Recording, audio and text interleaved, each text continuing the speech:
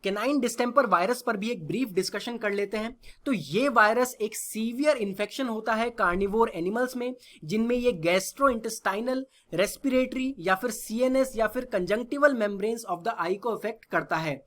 India में wild life में इसकी प्रेवलेंस कितनी है, इस पर अभी एडिकेट स्टडी नहीं हो पाई है। और ये वायरस ट्रांसमिट हो सकता है थ्रू एयरबॉर्न एक्सपोजर, जैसे कि अगर कोई इन्फेक्टेड डॉग है या कोई वाइल्ड एनिमल है, उसकी स्नीजिंग या कफिंग के थ्रू किसी दूसरे एनिमल में ये ट्रांसमिट हो सकता है, या फिर शेयर्ड फूड के थ्रू, वाटर बॉवल्स के थ्रू ये फैल सकता है। अब जो कैनाइन डिस्टेंपर वायरस है ये लायंस के लिए बहुत ज्यादा डेंजरस होता है। हालांकि डॉग्स में ज्यादा पाया जाता है, लेकिन वो झुंड में नहीं रहते हैं, इस वजह से फैलता नहीं है। जो लायंस हैं वो लार्ज नंबर्स में एक साथ रहते हैं, इसी वजह से वो ज्यादा वल्नरेबल हैं टू दिस वायरस। इसका कोई भी क्योर अवेलेबल नहीं है, सिर्फ इम्यूनाइजेशन के थ्रू ही इसे प्रिवेंट किया जा सकता है। अब बढ़ते हैं अपने नेक्स्ट आर्टिकल की तरफ, paddy puzzle. Recently Haryana government ने कुछ इनिशिएटिव्स लिए हैं ताकि स्टेट में जो पैडी कल्टीवेशन के अंडर एरिया है उसे कम किया जाए और दूसरी क्रॉप्स को बढ़ावा दिया जाए, ताकि स्टेट में ग्राउंड वाटर को सेव कर सकें। लेकिन इन इनिशिएटिव्स में कुछ फ्लॉज हैं और इसी वजह से ज्यादातर फार्मर्स रिलक्टेंट हैं, वो पैडी कल्टीवेशन को चेंज करके किसी और क्रॉप में स्विच करना नहीं चाहते हैं। अब देखिए, जो पैडी है, जो राइस है, उसे वाटर गजलर माना जाता है, बिकॉज राइस कल्टीवेशन में बहुत ज्यादा पानी की खपत होती है और इसी वजह से पूरे हरियाणा स्टेट में ग्राउंड वाटर लेवल बहुत ही रैपिडली, बहुत तेजी से डिक्लाइन हो रहा है। इकोनॉमिक सर्वे ऑफ हरियाणा 2019-20 से हमें ये डेटा मिलता है कि 1966-67 मतलब जब से ग्रीन रिवॉल्यूशन शुरू हुआ है तब से 2018-19 के बीच में हरियाणा में जो पैडी कल्टीवेशन के अंडर एरिया है वो 654% इंक्रीज हुआ है। अगर दूसरे फूड ग्रेन से कंपेयर करें तो वीट के अंडर एरिया 244% इंक्रीज हुआ है, जबकि ऑयल सीड्स के अंडर एरिया 194% इंक्रीज हुआ है। Total food grains have increased by just 29%। इसका सीधा सीधा मतलब ये है कि जो फार्मर्स दूसरी क्रॉप्स भी कल्टीवेट करते थे वो भी स्विच कर गए हैं टू पैडी कल्टीवेशन। और 1974 से 2018 के बीच में जो वाटर टेबल है पूरे स्टेट में वो एवरेज ड्रॉप हुआ है 10 मीटर से, और कुछ जगह तो ये बहुत ज्यादा हुआ है, जैसे कि कुरुक्षेत्र डिस्ट्रिक्ट में एवरेज वाटर टेबल 30 मीटर के करीब डिक्लाइन कर गया है। अब देखिए, हरियाणा का जो ग्राउंड वाटर डिप्लीशन रेट है वो कंट्री में सबसे ज्यादा है। हरियाणा के 128 ब्लॉक्स में से 80% ऐसे ब्लॉक्स हैं जो या तो ओवर एक्सप्लॉइटेड हैं या फिर क्रिटिकल या सेमी क्रिटिकल हैं। और ज्यादातर फार्मर्स हरियाणा में नॉन बासमती राइस को कल्टीवेट करते हैं, जो कि काफी ज्यादा जिसमें पानी की खपत होती है। Irrigation water productivity of paddy Haryana में 1.2 किलोग्राम ऑफ राइस पर मीटर क्यूब ऑफ वाटर है, जो कि लोवेस्ट है कंट्री में। और पैडी क्रॉप को लिंक किया जाता है स्टबल बर्निंग के साथ भी, जिसकी वजह से जो आसपास के एरियाज हैं और खासतौर पर दिल्ली में जो एयर क्वालिटी है वो काफी ज्यादा अफेक्ट होती है। अब हरियाणा स्टेट गवर्नमेंट ने ग्राउंड वाटर को सेव करने के लिए स्टेट में कुछ इनिशिएटिव्स शुरू किए हैं, जैसे कि सरकार एनकरेज कर रही है कि farmers less water consuming crops जैसे कि मेज, पल्सेस, इनकी कल्टीवेशन करें। इसी वजह से 2019 में स्टेट गवर्नमेंट ने एक स्कीम लॉन्च की, जल ही जीवन स्कीम। इस स्कीम को on a pilot basis launch किया गया स्टेट के 7 ब्लॉक्स में। एम ये रखा गया कि इन 7 ब्लॉक्स में जो लगभग 87,900 हेक्टेयर ऑफ लैंड जो कि नॉन बासमती राइस कल्टीवेशन के अंडर है, उसमें से 50,000 हेक्टेयर ऑफ लैंड को किसी और क्रॉप में चेंज किया जाए। इस स्कीम में प्रोविजन ये रखा गया कि जो भी फार्मर्स मेज कल्टीवेशन करेंगे उन्हें फाइनेंशियल असिस्टेंस प्रोवाइड की जाएगी ₹2000 पर एकड़ की। फ्री मेज सीड्स उन्हें प्रोवाइड की जाएंगी, क्रॉप इंश्योरेंस उन्हें प्रोवाइड की जाएगी और मिनिमम सपोर्ट प्राइस पर उनकी क्रॉप्स का प्रोक्योरमेंट होगा। लेकिन इस स्कीम का कुछ ज्यादा फायदा हो नहीं पाया। इसी वजह से 2020 में स्टेट गवर्नमेंट ने लगभग सेम ही स्कीम को रिलॉन्च किया है एक नए नाम के साथ, मेरा पानी मेरा विरासत स्कीम। इस स्कीम में जो इंसेंटिव का अमाउंट है, जो फाइनेंशियल असिस्टेंस का अमाउंट है, उसे इंक्रीज कर दिया गया है ₹7,000 पर एकड़ में, और यहाँ पर 8 पैडी रिच ब्लॉक्स को टारगेट किया गया है।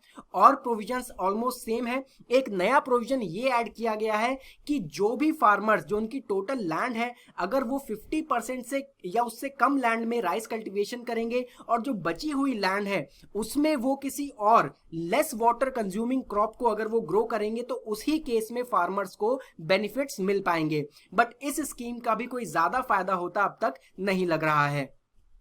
अब फार्मर्स इन स्कीम का फायदा क्यों नहीं उठाना चाहते हैं, इसके पीछे कुछ कारण है। जैसे कि एक कॉमन नैरेटिव है स्टेट में कई एरियाज में कि अगर पैडी के अलावा किसी और क्रॉप को कल्टीवेट किया जाएगा तो उस क्रॉप के सर्वाइवल के चांसेस काफी कम है। फॉर एग्जाम्पल, हर मॉनसून में ऐसा होता है कि कैथल डिस्ट्रिक्ट में कंटिन्यूस रेनफॉल होती है 4 से 5 दिनों के लिए। अब इतनी रेनफॉल में वहां पर सिर्फ पैडी ही सर्वाइव कर सकती है। फिर जो स्कीम्स शुरू की गई हैं उनमें भी कुछ लूप होल्स हैं, जैसे कि मेज कल्टीवेशन को बढ़ावा दिया जा रहा है, लेकिन मेज को जर्मिनेशन के लिए 21 डिग्री सेल्सियस टेम्परेचर चाहिए होता है और ग्रोथ के लिए 32 डिग्री सेल्सियस टेम्परेचर चाहिए होता है। लेकिन जिन डिस्ट्रिक्ट्स को, जिन एरियाज को टारगेट किया जा रहा है, वहां पर टेम्परेचर 40 डिग्री सेल्सियस तक जाता है। ऐसे में हालांकि जो प्लांट है वो ग्रो कर सकता है, लेकिन हाई टेम्परेचर्स की वजह से यील्ड पुअर होगी। इसके बाद एक इंपॉर्टेंट पॉइंट ये भी है कि इन एरियाज में सॉइल क्लेई सॉइल है, जिसमें वाटर लॉगिंग हो जाती है, पानी यहाँ पर स्टेगनेंट हो जाता है अगर काफी ज्यादा रेनफॉल हो जाए। और जो मेज और पल्सेस हैं उन्हें सैंडी लोम सॉइल चाहिए होती है कल्टीवेशन के लिए। And in fact maize is sensitive to stagnant water. अगर स्टेगनेंट वाटर होता है खासतौर पर अर्ली स्टेजेस ऑफ ग्रोथ में, तो वहां पर मेज सर्वाइव नहीं कर पाता है। अगर 48 आवर से ज्यादा वाटर स्टेगनेट होता है तो वहां पर मेज की क्रॉप सर्वाइव नहीं कर पाती है। अब हालांकि कुछ फार्मर्स ने ट्राई किया कि वो मेज और पल्सेस को कल्टीवेट करें अंडर दीज स्कीम्स, लेकिन उन्हें हैवी लॉसेस हुए हैं। इसका कारण ये है कि सबसे पहले तो एस्टेब्लिश्ड मार्केट नहीं है मेज और पल्सेस की क्रॉप्स के लिए स्टेट में, और प्रोक्योरमेंट के लिए भी सरकार की तरफ से कुछ अच्छा अरेंजमेंट नहीं किया गया है। जो आड़ती हैं या फिर कहीं एजेंट हैं या फिर ट्रेडर्स हैं, वो मंडी में इन क्रॉप्स को खरीदना नहीं चाहते हैं, और जो कोई भी ऑफर प्रोवाइड कर भी रहे हैं वो मिनिमम सपोर्ट प्राइस से लगभग हाफ से भी कम प्राइस में इन क्रॉप्स को खरीदना चाहते हैं। अब रिसेंटली हालांकि कुछ फार्मर्स ने स्विच किया है to the crops like cotton and horticulture, लेकिन इसका वाटर कंजर्वेशन से कुछ भी लेना देना नहीं है। कोविड-19 पैंडेमिक की वजह से लेबर की स्कार्सिटी है, और जो पैडी कल्टीवेशन है वो लेबर इंटेंसिव है। इसी वजह से लेबर के ज्यादा ना होने की वजह से कॉटन और हॉर्टिकल्चर की क्रॉप्स में अब फार्मर्स स्विच कर रहे हैं। अब तक जो स्टेट गवर्नमेंट ने इनिशिएटिव्स लिए हैं उनके थ्रू ग्राउंड वाटर लेवल की जो समस्या है वो हल होती नजर नहीं आ रही है। ऐसे में हमारा वे फॉरवर्ड क्या होना चाहिए? सबसे पहले तो सरकार को अपना ट्रैक रिकॉर्ड यहां पर सुधारना चाहिए माइक्रो इरिगेशन को प्रमोट करने के लिए। 2018-19 में स्टेट गवर्नमेंट ने ये डिसाइड किया था कि 20,000 हेक्टेयर ऑफ द फार्मलैंड को स्प्रिंकलर सिस्टम के under and 2,000 hectare of the farmland को ड्रिप इरिगेशन के अंडर लाया जाएगा।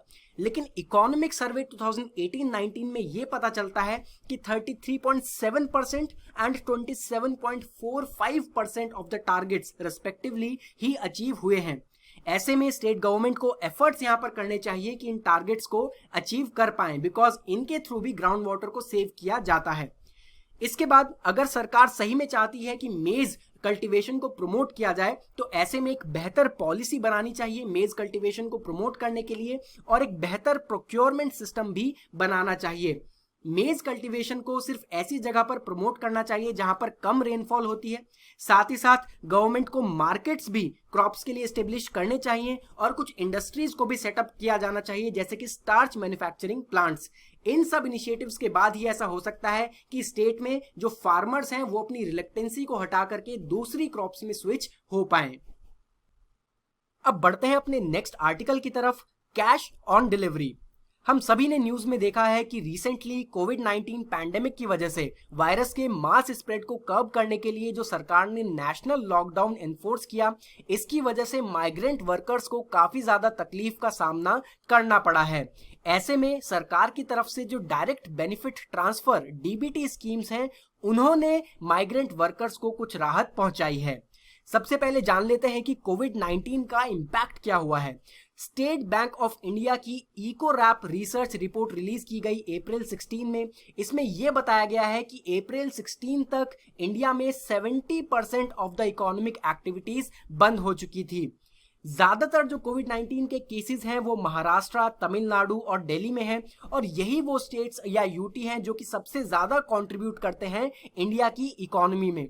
सिमिलरली उत्तर प्रदेश, राजस्थान, आंध्र प्रदेश, तेलंगाना, मध्य प्रदेश, ये कुछ ऐसे स्टेट्स हैं जहां पर कोविड-19 के केसेस बहुत तेजी से बढ़ रहे हैं, और यही वो स्टेट्स हैं जो इंडिया की मैन्युफैक्चरिंग एक्टिविटी का लगभग 34% बनाते हैं। ऐसे में इकोनॉमिक एक्टिविटीज को जल्दी से रिज्यूम करना बहुत ज्यादा मुश्किल होगा। यूएनडीपी के फिगर्स में हमें यह पता चलता है कि इंडिया में लगभग 100 मिलियन माइग्रेंट वर्कर्स हैं, लेकिन कोविड-19 की वजह से ज्यादातर ये जो माइग्रेंट वर्कर्स हैं ये शहरों को छोड़ करके वापस अपने गांव में जा रहे हैं, बिकॉज इनके पास अब लाइवलीहुड वहां पर नहीं है, इनके पास पैसे नहीं है सर्वाइवल के लिए। अब इस समस्या के समाधान के लिए रिसेंटली गवर्नमेंट ने काफी इनिशिएटिव्स शुरू किए हैं थ्रू डायरेक्ट बेनिफिट ट्रांसफर, जैसे कि प्रधानमंत्री गरीब कल्याण योजना के अंतर्गत finance minister Mrs Nirmala Sitharaman ने मार्च 26 को एक रुपीस 1.70 लाख करोड़ का direct benefit transfer package announce किया है 800 मिलियन लोगों के लिए, या फिर कहें अराउंड 2/3 ऑफ इंडिया पॉपुलेशन के लिए। और इस डीबीटी पैकेज में इन कैश और इन काइंड सपोर्ट मौजूद हैं। जैसे कि अगर हम कैश सपोर्ट की बात करें तो प्रधानमंत्री जन धन योजना के अंतर्गत जितनी भी वुमेन्स के अकाउंट हैं, इन सभी अकाउंट में लगभग 200 मिलियन अकाउंट्स में रुपीस 500 ट्रांसफर किए गए हैं, और प्रधानमंत्री किसान सम्मान निधि योजना के अंडर जो 87 मिलियन फार्मर्स हैं उनके भी अकाउंट्स में रुपीस 2000 ट्रांसफर किए गए हैं। मार्च 31 में गवर्नमेंट ने सुप्रीम कोर्ट में एक डेटा सबमिट किया है, और इस डेटा में गवर्नमेंट ने यह बताया है कि 0.6 मिलियन लोगों को रोड्स पर रोका गया। ज्यादातर इनमें से लोग माइग्रेंट वर्कर्स ही थे, उन्हें रोक करके अकोमोडेशन प्रोवाइड की गई, और 22 मिलियन से भी ज्यादा लोगों को राशन प्रोवाइड किया गया। डीबीटी इन कैश में एक कंपोनेंट ये भी ऐड किया गया है कि एमजी नरेगा स्कीम में वेजेस को इंक्रीज किया जाएगा रुपीस 182 से रुपीस 202 पर डे में 136 मिलियन बेनिफिशियरी फैमिलीज के लिए। डीबीटी इन काइंड में प्रोविजन ये ऐड किया गया है कि पब्लिक डिस्ट्रीब्यूशन सिस्टम के अंडर 3 महीने तक जो फैमिलीज हैं, जो बेनिफिशियरीज हैं, उन्हें फूड ग्रेन्स प्रोवाइड किए जाएंगे। इसमें यह प्रोविजन रखा गया है कि 5 kg ऑफ व्हीट या फिर 5 kg ऑफ राइस पर हेड पर मंथ ये फ्री सप्लाई किया जाएगा। 1 kg of the preferred pulses जो कि फैमिली प्रिफर करती है पर मंथ, ये फ्री में प्रोवाइड की जाएंगी, और 3 रिफिल्स भी फ्री में प्रोवाइड किए जाएंगे एलपीजी सिलेंडर्स के अंडर द प्रधानमंत्री उज्ज्वला योजना। डायरेक्ट बेनिफिट ट्रांसफर की इंडिया में क्या हिस्ट्री रही है वो भी हम डिस्कस कर लेते हैं।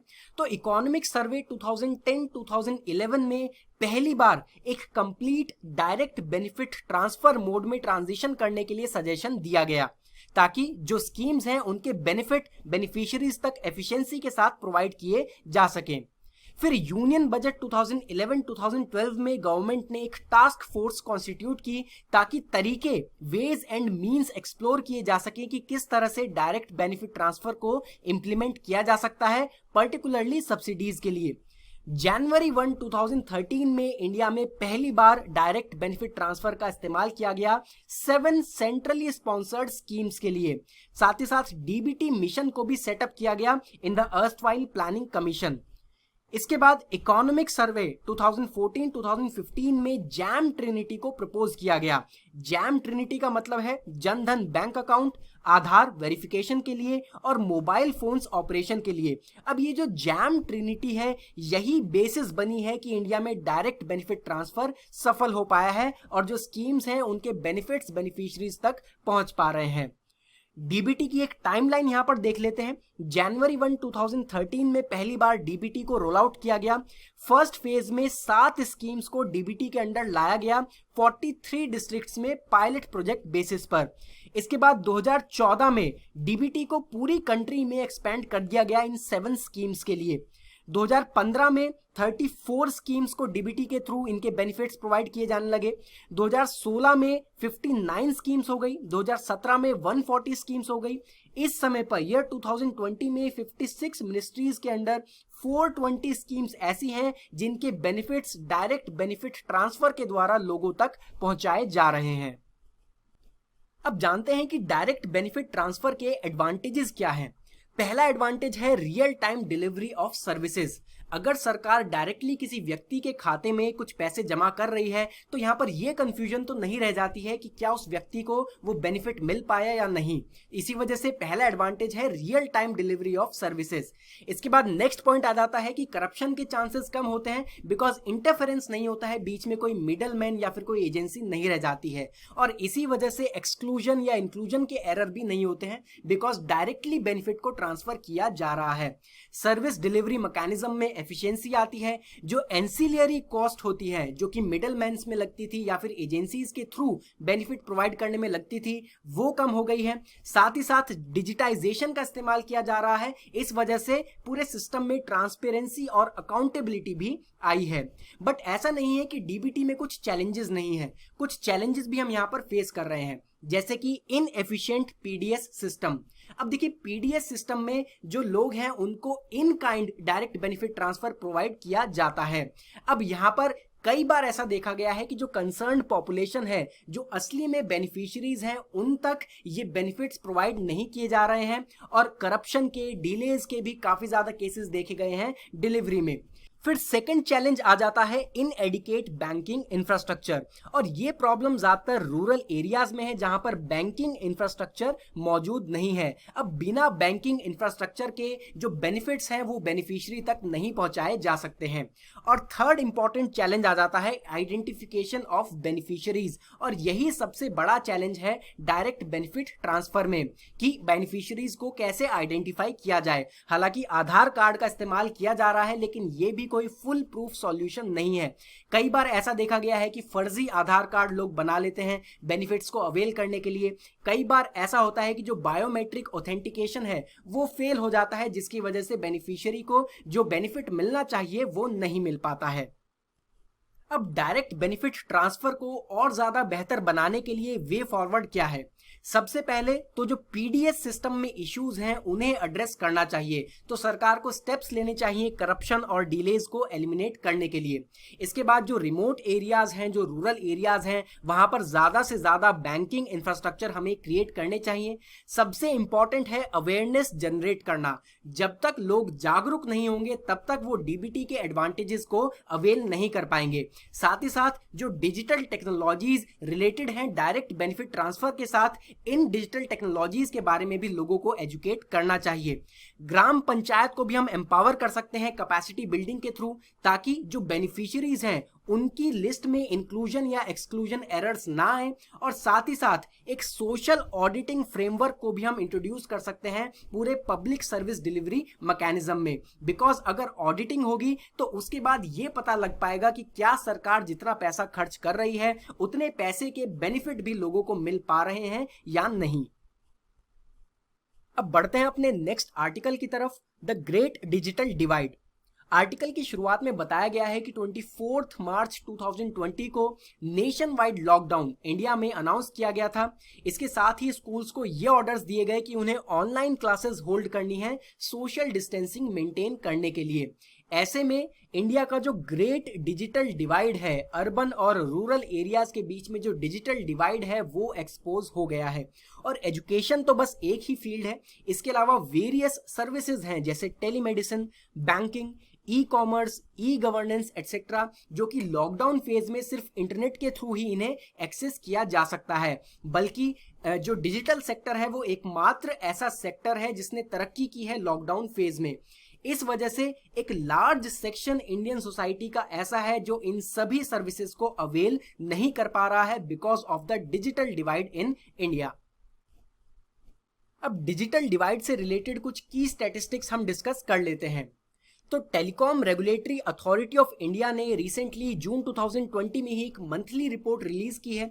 इसमें हमें यह पता चलता है कि जहां इंडिया में फरवरी 2016 में 1010 मिलियन वायरलेस सब्सक्राइबर्स थे जो कि टेलीकम्युनिकेशन फैसिलिटीज को अवेल करते हैं, यही नंबर अब बढ़ करके फरवरी 2020 में हो चुका है 1160 मिलियन वायरलेस सब्सक्राइबर्स। इसका मतलब यह है कि एक राइज हुआ है 150 मिलियन सब्सक्राइबर्स का पिछले 5 सालों में, या फिर हम कह सकते हैं 30 मिलियन पर ईयर का राइज हुआ है। और ये जो ग्रोथ है नंबर में, ये इवनली डिस्ट्रीब्यूटेड है अर्बन और रूरल एरियाज के बीच में, जहां अर्बन सब्सक्राइबर्स इंक्रीज हुए हैं बाय 74 मिलियन, वहीं रूरल सब्सक्राइबर्स इंक्रीज हुए हैं 86 मिलियन। इसका मतलब यह है कि रूरल एरियाज में ज्यादा ये नंबर राइज हुआ है।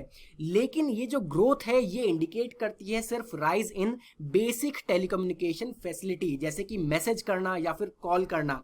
लेकिन अगर online classrooms, financial transactions, e governance जैसी सर्विसेज को अवेल करना है तो इसके लिए सबसे पहले तो इंटरनेट की आवश्यकता है।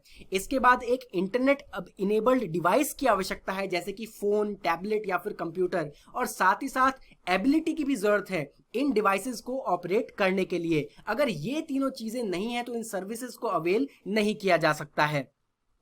75th round of the national sample survey जो कि कंडक्ट किया गया जुलाई 2017 से जून 2018 के बीच में, इसमें हमें यह पता चलता है कि 4.4% रूरल हाउसहोल्ड्स में कंप्यूटर है, जबकि अर्बन एरियाज में 14.4% हाउसहोल्ड्स में कंप्यूटर है। इसी तरह से 14.9% रूरल हाउसहोल्ड्स में एक्सेस टू इंटरनेट है, जबकि अर्बन एरियाज में 42% हाउसहोल्ड्स में एक्सेस टू इंटरनेट है। सिमिलरली अगर 5 साल से ज्यादा उम्र के लोगों की हम बात करें तो रूरल एरियाज में 13% ही ऐसे लोग हैं जिनके पास ये क्षमता है कि वो इंटरनेट को इस्तेमाल करना जानते हैं, जबकि अर्बन एरियाज में 37% लोगों के पास ये एबिलिटी है। और एक डेटा यहां पर यह मिलता है कि अर्बन एरियाज में पर 100 पीपल 104 इंटरनेट सब्सक्रिप्शंस हैं। ऐसा इसलिए बिकॉज कई लोग डुअल सिम कार्ड इस्तेमाल करते हैं और दोनों सिम्स में उनकी इंटरनेट कनेक्टिविटी होती है, जबकि रूरल एरियाज में ये फिगर सिर्फ 27 इंटरनेट सब्सक्रिप्शंस पर 100 पीपल है। अब ये नंबर्स जो हैं ये कंफर्म कर देते हैं कि इंडिया में जो रूरल अर्बन डिजिटल डिवाइड है वो बहुत ज्यादा एक्सट्रीम है।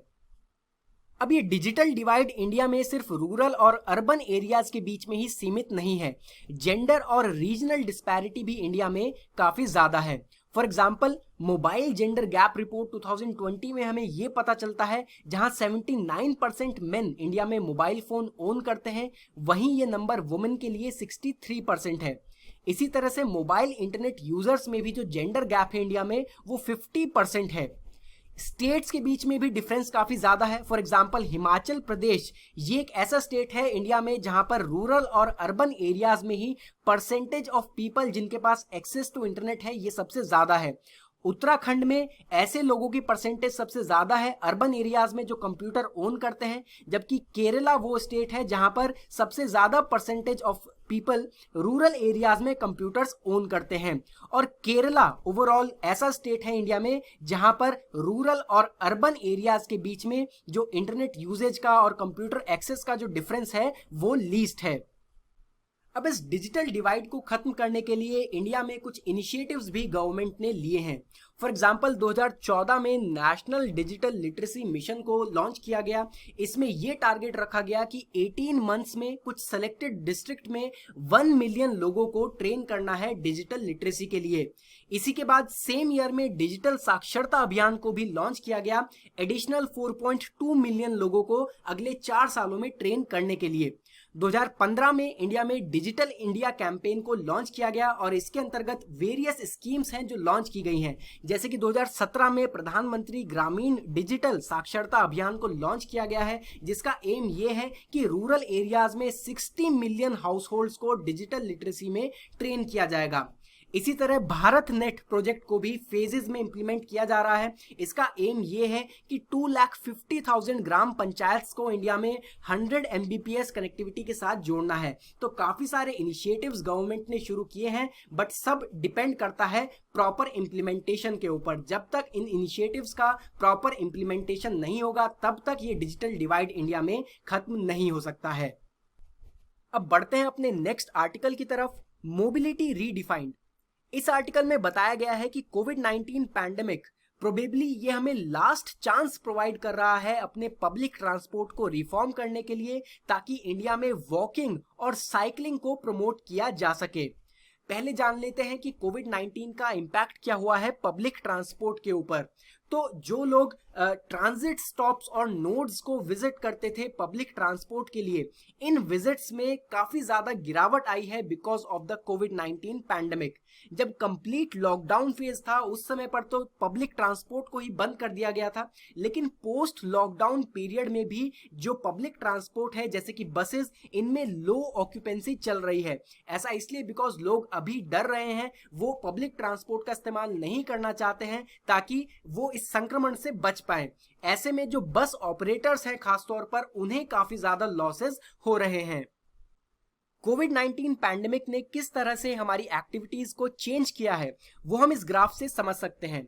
जैसे कि हालांकि जो रेजिडेंशियल एरियाज में ट्रिप्स होती हैं वो इंक्रीज हुई हैं बाय 29% बिकॉज लोग अपने रेजिडेंशियल एरियाज में ही घूम फिर रहे हैं, लेकिन ग्रोसरी और फार्मेसी की ट्रिप्स में 43% डिक्रीज हुआ है, पार्क्स की विजिट में 60% डिक्रीज हुआ है, वर्क प्लेस की विजिट में 61% डिक्रीज हुआ है, ट्रांजिट स्टेशंस की विजिट में 64% और सबसे ज्यादा रिटेल और रिक्रिएशन जैसे कि रेस्टोरेंट में जाना या फिर थिएटर्स में जाना, तो इन ट्रिप्स में 84% का डिक्रीज हुआ है। और ज्यादातर ये ट्रिप्स ऐसी हैं जिनमें पब्लिक ट्रांसपोर्ट का इस्तेमाल किया जाता है। अब ऐसे में वॉकिंग और साइकिलिंग ये एक ऐसी अनएक्सप्लोर्ड पोटेंशियल है जिसे हम यूज कर सकते हैं।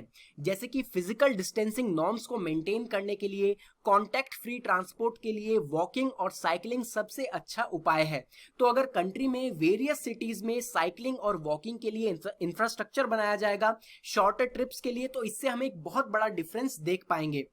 सेंसस 2011 में हमें यह पता चलता है कि अर्बन एरियाज में 47% of the daily trips walking और साइकिलिंग के थ्रू होती हैं, जबकि 60% of the daily trips they are within 5 kilometres, मतलब ये शॉर्टर ट्रिप्स होती हैं। लेकिन इसके बावजूद जो एक्चुअल पब्लिक फंडिंग है it remains focused on the construction of car centric roads and highways. जो कार सेंट्रिक रोड्स और हाईवेज हैं इन पर ही सबसे ज्यादा गवर्नमेंट इन्वेस्ट करती है। Ministry of housing and urban affairs से हमें स्मार्ट सिटीज का डेटा मिलता है। फरवरी 2019 का डेटा ये कहता है कि जो स्मार्ट सिटीज के लिए इन्वेस्टमेंट की गई है तो फुटपाथ और नॉन मोटराइज जो ट्रांसपोर्ट इंफ्रास्ट्रक्चर है जहां पर साइकिलिंग की जा सकती है वहां पर सिर्फ 7% ऑफ द फंड्स स्पेंड किए गए हैं, जबकि 50% ऑफ द फंड्स स्पेंड किए गए हैं रोड्स और हाईवेज पर। अब नेक्स्ट हम वे फॉरवर्ड डिस्कस कर लेते हैं। तो अगर सिटीज में प्रॉपर वॉकिंग और साइकिलिंग इंफ्रास्ट्रक्चर बनाया जाएगा तो इसके चलते 10 to 30% of the transport cost बचेगी, प्रोडक्टिविटी इंक्रीज होगी, जो ट्रैफिक की वजह से कैजुअलिटी रेट्स हैं वो भी रिड्यूस हो जाएंगे। इसके बाद पार्किंग के लिए जो स्पेस चाहिए होती है वो भी कम लगेगी, एनर्जी सेव होगी, एमिशंस भी रिड्यूस होंगे और साथ ही साथ लोगों की हेल्थ भी मेंटेन रहेगी। फिजिकल डिस्टेंसिंग को प्रैक्टिस करने के लिए इंस्टीट्यूशंस ने, ऑफिसेज ने डिजिटल प्लेटफॉर्म्स का सहारा लिया है। ऐसे में वर्क फ्रॉम होम काफी लोग कर रहे हैं और ये एक बहुत ही अच्छा ऑल्टरनेटिव है जहां पर जो ऑफिस स्पेसेस का रेंट होता है वो सेव होता है। इसके अलावा ऑपरेशनल कॉस्ट भी बचती हैं और साथ ही साथ बहुत ही इंपॉर्टेंट पॉइंट, जो कम्यूटिंग में जो ट्रांसपोर्ट के समय पर जो टाइम यूज होता है, प्रोडक्टिव टाइम, वो भी बच जाता है, उसका इस्तेमाल किया जा सकता है काम करने के लिए। अब इंडिया अपनी इकोनॉमी को रीओपन कर रहा है तो obviously public transport non negotiable है।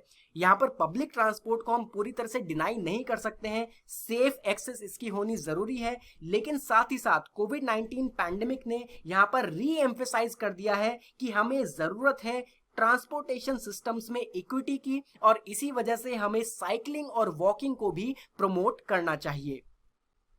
अब बढ़ते हैं अपने लास्ट आर्टिकल की तरफ, लाइटिंग द गैप्स। इस आर्टिकल की शुरुआत में यह बताया गया है कि हालांकि प्रधानमंत्री सहज बिजली हर घर योजना सौभाग्य स्कीम में गवर्नमेंट ने यह डिक्लेयर कर दिया है कि इंडिया में 100% इलेक्ट्रिफिकेशन हो चुका है, पर फिर भी राउंड द क्लॉक सप्लाई 24 घंटे बिजली ये अभी भी काफी लोगों के लिए सिर्फ एक सपना ही है, स्पेशली रूरल एरियाज में। इस सिनेरियो में ऑल्टरनेटिव एनर्जी जनरेशन सॉल्यूशन एक बहुत अच्छी अपॉर्चुनिटी है और हस्क पावर प्लांट्स जिनमें राइस हस्क का इस्तेमाल किया जाता है इलेक्ट्रिसिटी प्रोड्यूस करने के लिए, ये डेवलपिंग कंट्रीज जैसे इंडिया यहां पर एक बहुत ही अच्छी अपॉर्चुनिटी बन करके उभरा है। हस्क पावर सिस्टम्स ये एक स्टार्टअप कंपनी है जो कि बिहार के वेस्ट चंपारण डिस्ट्रिक्ट में बेस्ड है। यहां पर एक पेटेंट टेक्नोलॉजी का इस्तेमाल किया जाता है कॉस्ट इफेक्टिव वे में इलेक्ट्रिसिटी जनरेट करने के लिए। ये स्टार्टअप बायोमास गैसिफायर पावर प्लांट्स का इस्तेमाल करता है जिसमें राइस हस्क को पहले प्रोड्यूसर गैस में चेंज किया जाता है जिसमें हाइड्रोकार्बन्स होते हैं और उसका इस्तेमाल किया जाता है as a fuel electricity generate करने के लिए। अब राइस हस्क ये एक वेस्ट प्रोडक्ट होता है राइस ग्रेन्स का। जो राइस ग्रेन में ऊपर का एक कवर होता है उसे ही राइस हस्क कहा जाता है और एरिया में स्टेपल फूड है राइस, इसी वजह से ये राइस हस्क बल्क में यहाँ पर अवेलेबल होता है। अब ये जो स्टार्टअप है ये सोलर पावर प्लांट्स का भी इस्तेमाल करते हैं और बायोमास गैस पावर प्लांट का भी इस्तेमाल कर रहे हैं इलेक्ट्रिसिटी जनरेट करने के लिए। एरिया में 24 घंटे बिजली नहीं आती थी, इसी वजह से लोग जनरेटर्स का इस्तेमाल कर रहे थे जिसमें डीजल का यूज किया जाता है और लोगों की कॉस्ट ज्यादा लग रही थी। अब ऐसे में ये जो हस्क पावर सिस्टम है ये रिन्यूएबल एनर्जी सोर्सेज के थ्रू लोगों को 24 घंटे इलेक्ट्रिसिटी प्रोवाइड कर रहा है। अब इस ऑल्टरनेटिव सोर्स ऑफ एनर्जी के बेनिफिट्स क्या हैं? पहला पॉइंट आता है it provides reliable source of energy because ये नेशनल ग्रिड सप्लाई के ऊपर डिपेंडेंट नहीं है, इसी वजह से जिस तरह की रिक्वायरमेंट होती है एरिया में उसी हिसाब से रिलायबल सोर्स ऑफ एनर्जी ये प्रोवाइड कर सकता है। सेकेंड बेनिफिट है अफोर्डेबल सॉल्यूशन। तो देखिए जो कैपिटल चाहिए होती है इन प्लांट्स को लगाने के लिए बहुत कम होती है as compare to the other sources of energy, इसी वजह से ये अफोर्डेबल सोर्स ऑफ एनर्जी है। और लास्ट पॉइंट आता है इन्वायरमेंट फ्रेंडली सॉल्यूशन। तो ये स्मॉल प्रोजेक्ट्स हैं, इन्वायरमेंट फ्रेंडली हैं और इसी वजह से ये लेस हार्म कॉज करते हैं नेचर को और इकोसिस्टम को। अब नेक्स्ट हम वे फॉरवर्ड डिस्कस कर रहे हैं। तो सबसे पहले इंडिया ने ये कमिटमेंट किया है that by the year 2030 40% of the installed power generation capacity India में क्लीन सोर्सेज ऑफ एनर्जी के ऊपर बेस्ड होगी। इंडिया ने 2022 के लिए आईएनडीसी में यह कमिटमेंट किया है कि इंडिया में 175 gigawatt of renewable energy capacity install की जाएगी जिसमें 100 गीगावाट सोलर एनर्जी होगी, 60 गीगावाट होगी wind energy, 10 gigawatt bio power and 5 gigawatt from small hydro power. अब ऐसे में इन टारगेट्स को अचीव करने के लिए ऑल्टरनेटिव सोर्सेज ऑफ एनर्जी जैसे कि हस्क पावर प्लांट्स ये एक बहुत अच्छी अपॉर्चुनिटी है। बट यहाँ पर गवर्नमेंट को जरूरत है कि कुछ इनिशिएटिव्स शुरू किए जाएं ऐसी ऑल्टरनेटिव सोर्सेज ऑफ एनर्जी को प्रमोट करने के लिए, जैसे कि इंसेंटिव्स प्रोवाइड किए जा सकते हैं प्राइवेट सेक्टर को ये पावर प्लांट्स इंस्टॉल करने के लिए, और साथ ही साथ लोगों को और ज्यादा अवेयर करने की भी जरूरत है। अगर लोग अवेयर होंगे, उन्हें पता होगा इन सॉल्यूशंस के बारे में, तभी वो इनमें इन्वेस्ट कर पाएंगे। So friends, this is all in this lecture. अगर आपके कुछ भी डाउट्स हैं तो आप doubts.studyiq@gmail.com पर हमसे संपर्क कर सकते हैं या फिर आप गिवन नंबर्स पर हमसे संपर्क कर सकते हैं। Till the next time, thank you very much and have a very nice day.